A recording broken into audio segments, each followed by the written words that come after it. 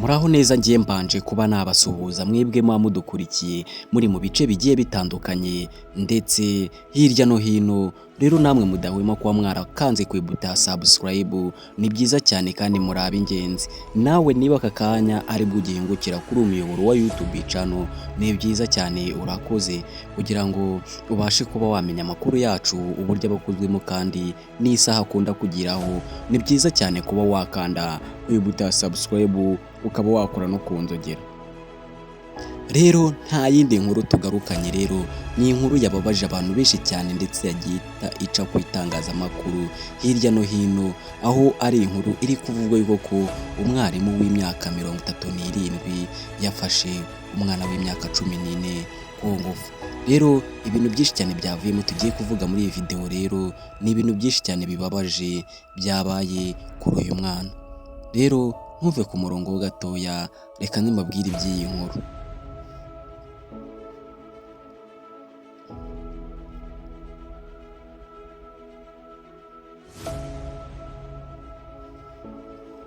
Mu karere ka Nyanza rero ahazwi nko mu majyepfo, rero uyu mwarimu bivuga yuko ko yigishaga uyu mwana w'umunyeshuri, ariko bamara kwiga baba bagiye nko kuba baruhuka.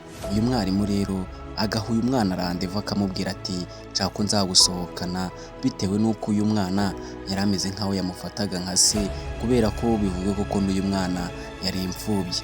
Rero uyu mwarimu rero yakomeje kuba yakushyushya uyu mwana, rero akajya agenda akamunywesha inzoga, yamara kumunywesha inzoga akamukorera ibyo ashaka byose, ubundi umwana agasubira ku kigo.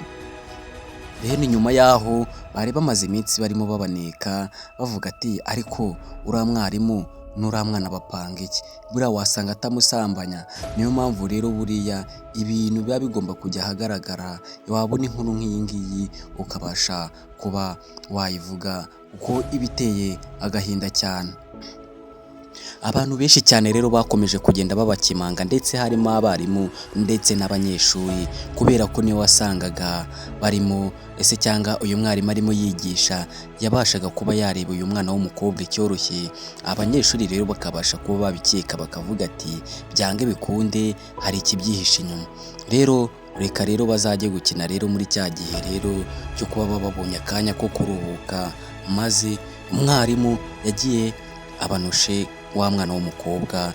Noneho kubera ko bagiye batabiziranyeho, noneho bagenda basa nkaho bataziranye, maze babona wa mwarimu yinjije umwana muri toilette.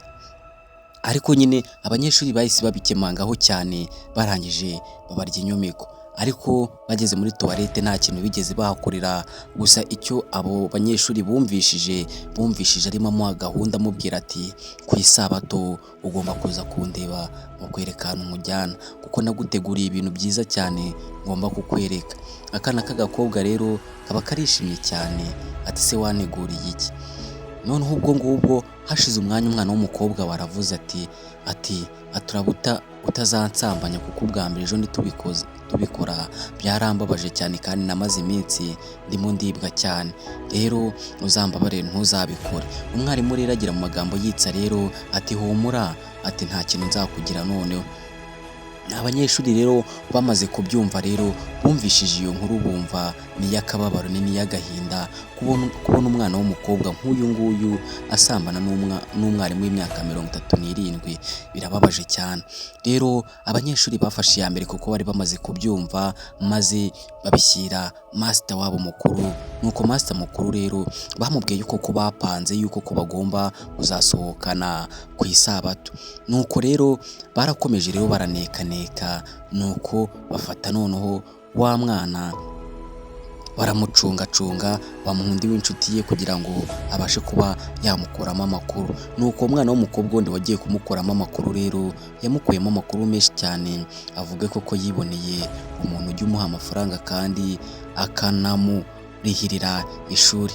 Nuko rero umwana w'umukobwa arakimara kubyumva uko nguko, rero uwo mwana w'umukobwa yari yabwiwe ngo wundi rero ko bazasohokana ku cyumweru, amubwira n'isaha. Nuko rero headmaster rero yahise ahamagara RIB.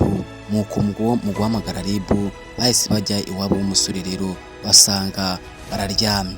mu kuryama rero ako kanya RIB rero yahise imufata ihita imwambika amapingu, mu kumwambika amapingu rero bakoze ku mwana w'umukobwa babona ntanyeganyega.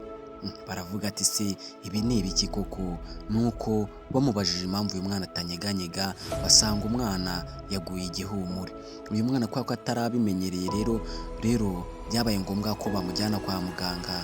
Nuko bamugejeje kwa muganga rero basanga uyu mwarimu yamwangije nyababyeyi, kandi n'ikindi basanga yanamwanduje. Kubera ko uyu mwarimu rero bamupimye bagasanga afite virusi itera sida, byabaye ngombwa yuko ko bamenye ko koko n'uyu mwana yanduye. Nuko rero bafatiye hafi rero babasha kuba bamuha ibinini, ariko ntibyagira icyo bimara kuko bari bamaze igihe baryamana. Rero bivugwa ko uyu mwana rero baje kuza kumusangamo agakoko ka sida. Rero uyu mwana rero yarigunze cyane, arababara, ararira, avuga ko bitazongera kumubaho ukundi cyangwa gushukwa n'undi.